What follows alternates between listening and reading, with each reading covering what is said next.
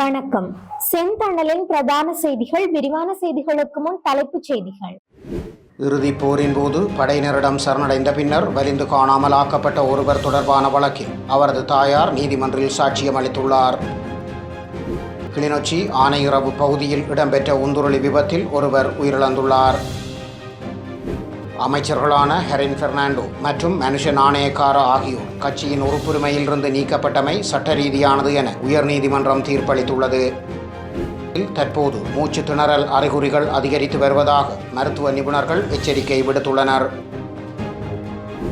இலங்கையின் முன்னாள் கிரிக்கெட் வீரர் அர்ஜுன ரணதுங்க ஐக்கிய மக்கள் சக்தியில் இணைந்து கொண்டுள்ளார்.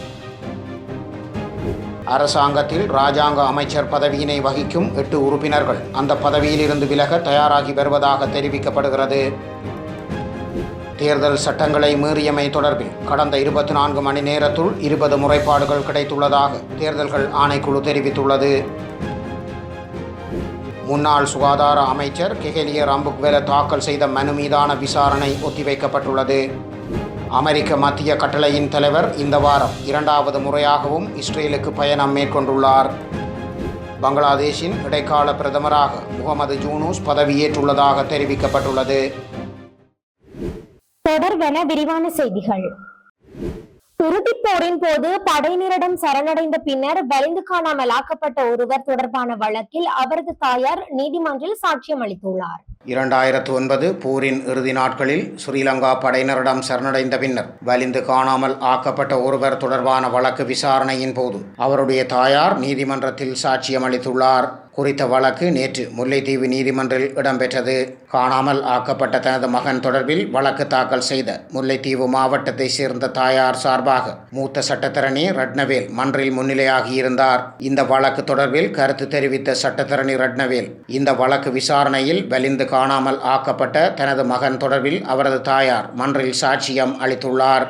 அதாவது தனது மகன் 2009 போரின் இறுதி கட்டத்தில் ஸ்ரீலங்கா படையினரின் முல்லைத்தீவு முகாமுக்குள் சரணடைந்ததாகவும் படையினரின் கட்டுப்பாட்டுக்குள்ளேயே அவர் பேருந்துகளில் ஏற்றப்பட்டு கொண்டு செல்லப்பட்டதாகவும் அதன் பிறகு அவரை எங்கும் தான் காணவில்லை என்றும் குறிப்பிட்டுள்ளார்.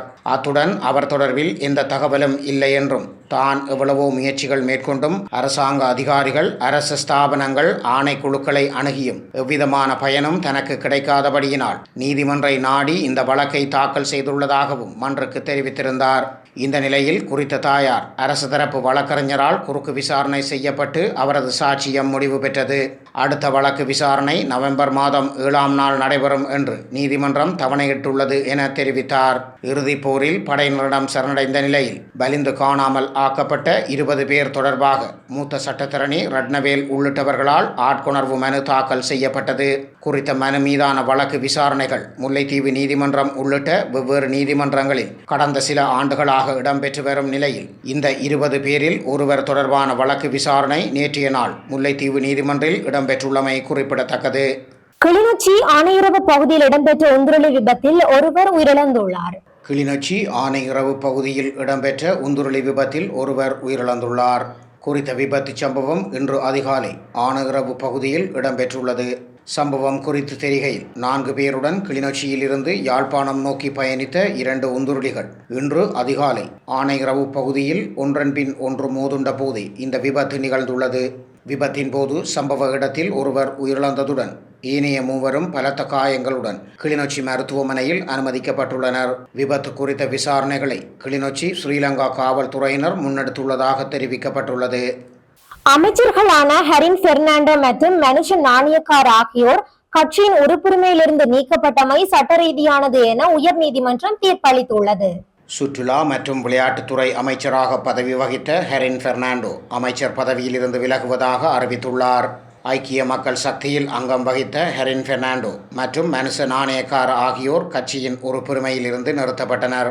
இதற்கு எதிராக மனுஷ நாணயக்கார மற்றும் ஹெரின் பெர்னாண்டோ ஆகியோர் ஐக்கிய மக்கள் சக்தியின் இந்த தீர்மானத்தை செல்லுபடியற்றதாக்கி உத்தரவிடுமாறு கோரி உயர்நீதிமன்றில் மனு தாக்கல் செய்திருந்தனர். குறித்த மனு இன்றைய நாள் உயர்நீதிமன்றில் 3 அடங்கிய நீதியரசர்கள் குழாம் முன்னிலையில் ஆராயப்பட்ட போது ஐக்கிய மக்கள் சக்தியின் தீர்மானம் சட்ட ரீதியானது என்று தீர்ப்பளிக்கப்பட்டு மனு நிராகரிக்கப்பட்டது. இவ்வாறு உயர்நீதிமன்றம் தீர்ப்பளித்துள்ளதை தொடர்ந்து ஹெரின் பெர்னாண்டோ அமைச்சர் பதவியிலிருந்து விலகுவதாக அறிவித்துள்ளார்.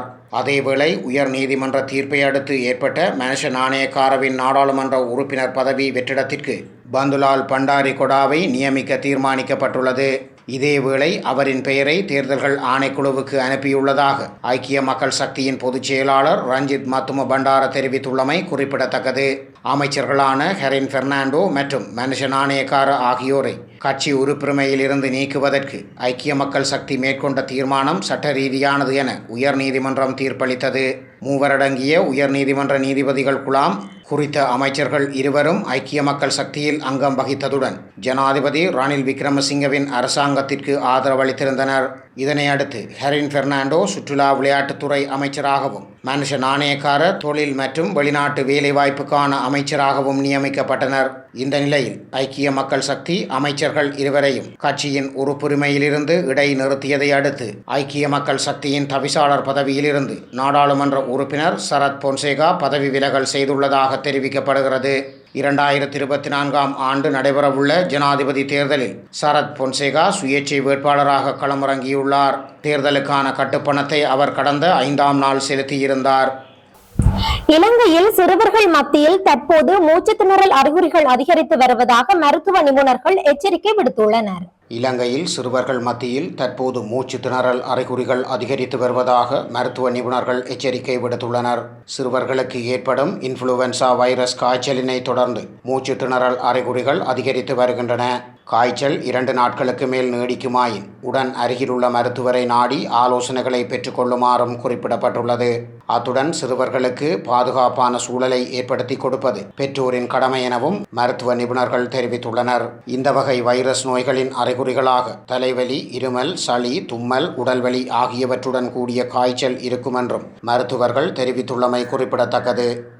இலங்கையின் முன்னாள் கிரிக்கெட் வீரர் அர்ஜுன ரணதுங்க ஐக்கிய மக்கள் சக்தியில் இணைந்து கொண்டுள்ளார். இலங்கையின் முன்னாள் கிரிக்கெட் வீரர் அர்ஜுன ரணதுங்க ஐக்கிய மக்கள் சக்தியின் தலைவர் சஜித் பிரேமதாச தலைமையிலான கூட்டணியில் இணைந்துள்ளார். நீண்ட காலமாக தம்முடன் போட்டியிட்டு வரும் வர்த்தகர் மற்றும் அரசியல்வாதியான திலங்க சுமதிபாலவுடன் இணைந்து கூட்டணியை ஆரம்பிக்கும் நிகழ்வில் ரணதுங்க கலந்து கொண்டார். இதன்போது முன்னாள் கிரிக்கெட் வீரர்களின் அமைப்பான புரிவசிகண்டா பிரேமதாசவுடன் புரிந்துணர்வு ஒப்பந்தத்தில் கைச்சாத்திட்டது.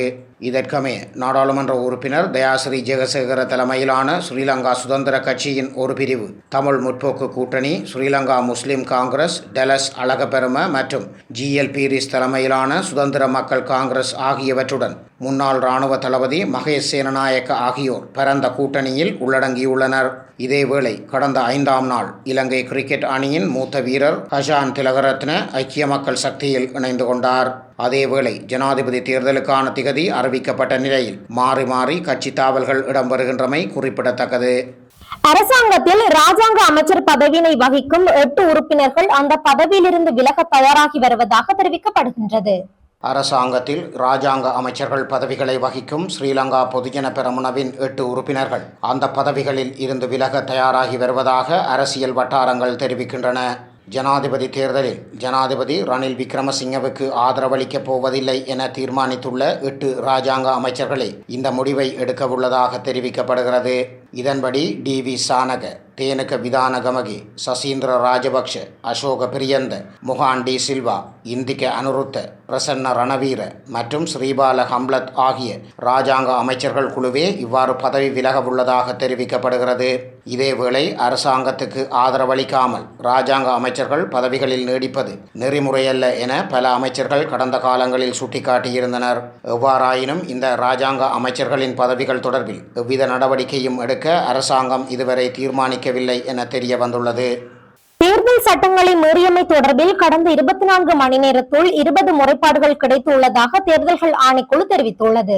தேர்தல் சட்டங்களை மீறியமை தொடர்பில் தேர்தல்கள் ஆணைக்குழுவுக்கு 24 மணி நேரத்தில் 20 முறைப்பாடுகள் கிடைக்கப்பெற்றுள்ளதாக தெரிவிக்கப்பட்டுள்ளது. இதன் அடிப்படையில் முகாமத்துவ நிலையத்திற்கு 11 தேசிய தேர்தல் முறைப்பாடுகளும் மற்றும் 9 மாவட்ட தேர்தல் முறைப்பாடுகளும் கிடைத்துள்ளதாக குறிப்பிடப்பட்டுள்ளது.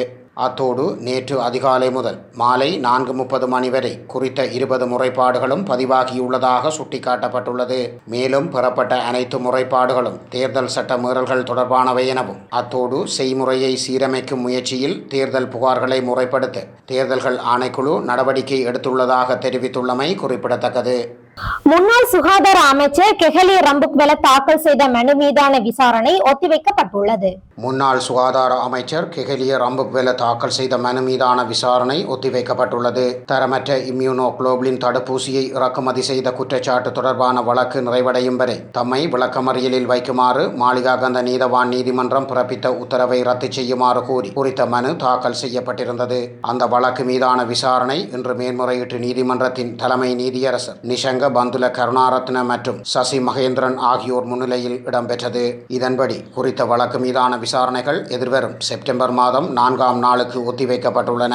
இதேவேளை தம்மை பிணையில் விடுவிக்குமாறு கோரி கெஹலிய ரம்புக்வெல முன்வைத்துள்ள கோரிக்கை தொடர்பிலும் அன்றைய நாள் தீர்மானிக்கப்படும் என மேன்முறையீட்டு நீதிமன்றம் அறிவித்துள்ளமை குறிப்பிடத்தக்கது. இனி சர்வதேச செய்திகள். அமெரிக்க மத்திய கட்டளையின் தலைவர் இந்த வாரம் 2வது முறையாகவும் இஸ்ரேலுக்கு பயணம் மேற்கொண்டுள்ளார். அமெரிக்க இராணுவத்தின் மத்திய கட்டளையின் தலைவர் மைக்கேல் குரில்லா இந்த வாரம் 2வது முறையாக இஸ்ரேலுக்கு திரும்பியுள்ளதாக சர்வதேச ஊடகங்கள் செய்தி வெளியிட்டுள்ளன. இஸ்ரேலின் தாக்குதல் இலக்கானது ஹிஸ்புல்லா பக்கம் திரும்பியுள்ள நிலையில் குறித்த பயணமானது சர்வதேசத்தின் கவனத்தை ஈர்த்துள்ளதாக தெரிவிக்கப்பட்டுள்ளது. இந்நிலையில் இஸ்ரேலில் நேற்று திரையிறங்கிய அமெரிக்க பிரதிநிதி இஸ்ரேல் இராணுவத்தின் பொது பணியாளர்களின் தலைவர் ஹெர்சி ஹலேவியை பாதுகாப்பு குறித்த சூழ்நிலை மதிப்பீட்டிற்காக சந்தித்ததாக தெரிவிக்கப்படுகிறது. அத்தோடு இஸ்ரேலிய விமானப்படையின் கட்டளை அதிகாரியான தோமர் பாரையும் அவர் சந்தித்ததாக தெரிவிக்கப்படுகிறது. இது தொடர்பில் கருத்து வெளியிட்டுள்ள இஸ்ரேல் இராணுவம் பிராந்திய ஸ்திரத்தன்மை மற்றும் இரு இராணுவங்களுக்கிடையில் ஒருங்கிணைப்பை வலுப்படுத்துவதற்கான அர்ப்பணிப்புடன் அமெரிக்க ஆயுத படைகளுடன் அதன் உறவை தொடர்ந்து ஆழப்படுத்தும் என தெரிவித்துள்ளது. பங்களாதேஷின் இடைக்கால பிரதமராக முகமது யூனுஸ் பதவியேற்றுள்ளதாக தெரிவிக்கப்பட்டுள்ளது. பங்களாதேஷின் இடைக்கால பிரதமராக முகமது யூனுஸ் பதவியேற்றுள்ளதாக செய்திகள் வெளியாகியுள்ளன. இதற்கமைய அவர் நேற்றிரவு 8 மணியளவில் பதவியேற்றுள்ளதாக தெரிய வந்துள்ளது. அந்நாட்டின் பிரதமராக இருந்த ஷேக் ஹசீனா பதவி விலக வேண்டும் என மாணவர்கள் நடத்திய போராட்டம் மிகப்பெரிய அளவில் வன்முறையாக வெடித்தது. இதனால் ஷேக் ஹசீனா பிரதமர் பதவியிலிருந்து விலகி இந்தியாவில் தஞ்சமடைந்தார். இதனால் இடைக்கால அரசு அமையும் என அந்நாட்டு இராணுவ தளபதி தெரிவித்திருந்த நிலையில் இடைக்கால அரசுக்கு நோபல் பரிசு வென்ற முகமது யூனுஸ் தலைமை ஏற்பார் என அறிவிக்கப்பட்டது. அதன்படி நேற்று பங்களாதேஷில் முகமது யூனுஸ் தலைமையில் இடைக்கால அரசு பதவியேற்றுக் கொண்டுள்ளது. பெரும்பாலும் மாணவர்களால் வழிநடத்தப்பட்ட ஷேக் ஹசீனா ஆட்சிக்கு எதிரான வெகுஜன எழுச்சிக்கு மத்தியில் நாட்டின் இடைக்கால அரசாங்கத்திற்கு தலைமை தாங்குவதற்கு முகமது யூனுஸ் ஒப்புதல் அளித்துள்ளார். மேலும் யூனுஸ் வன்முறைகளையும் போராட்டங்களையும் விடுத்து கோரிக்கை முன்வைக்குமாறும் அமைதியான முறையில் ஆட்சி நடத்த வழிவகுக்குமாறும் மக்களிடமும் இராணுவ அதிகாரிகளிடமும் கோரியுள்ளமை குறிப்பிடத்தக்கது. இத்துடன் செய்திகள் நிறைவடைகின்றன. வணக்கம்.